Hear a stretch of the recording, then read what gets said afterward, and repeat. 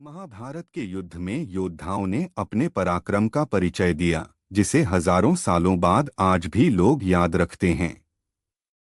उस दौरान एक ऐसा योद्धा भी हुआ जिसके एक बाण से पूरे महाभारत युद्ध का फैसला हो सकता था। उस योद्धा का नाम है बर्बरीक। बर्बरीक भीम के पौत्र और घटोत्कच एवं अहिलावती का पुत्र था। बर्बरीक को उसकी मां से सिखाया था कि हमेशा लड़ाई में उसे कमजोर पक्ष का साथ देना है, इसलिए वह युद्ध में हमेशा उस पक्ष की ओर से लड़ते थे जो हार रहा होता था। बर्बरीक को उसकी मां ने ही युद्ध कौशल सिखाया था। उसे शिव का अवतार माना जाता है। वहीं कुछ कथाओं में इसे यक्ष का इंसानी रूप में पुनर्जन्म भी कहा गया। बर्बरीक के पास थी दिव्य शक्ति। बर्बरीक बहुत पराक्रमी योद्धा था। कहा जाता है कि अपने तप से उसने दिव्य शक्ति हासिल की थी। बर्बरीक के पास 3 ऐसे बाण थे जिससे युद्ध क्षेत्र में पूरी सेना का 1 मिनट में खात्मा किया जा सकता था। ये बाण अपना लक्ष्य भेद कर वापस उसके पास आ जाते थे। इसी वजह से बर्बरीक को कभी कोई हरा नहीं पाया। महाभारत के युद्ध में क्यों नहीं लड़ पाया बर्बरीक?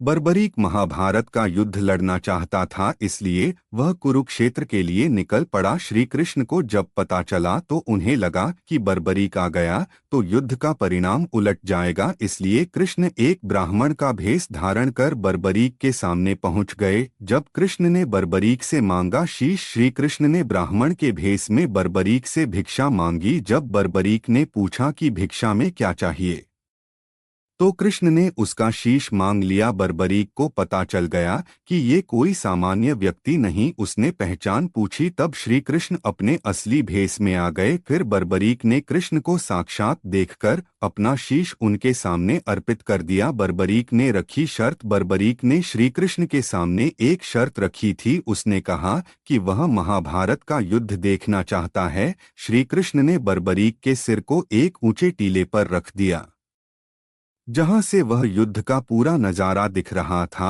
इस तरह बर्बरीक की ये कामना भी पूरी हो गई। वहीं श्री कृष्ण ने बर्बरीक को वरदान दिया कि कलयुग में उसके अवतार को श्याम के नाम से पूजा जाएगा। कहा जाता है कि राजस्थान के सीकर में खाटू श्याम जी बर्बरीक के रूप में ही प्रकट हुए थे। रोजाना हजारों लोग खाटू श्याम जी के दर्शन के लिए पहुंचते हैं।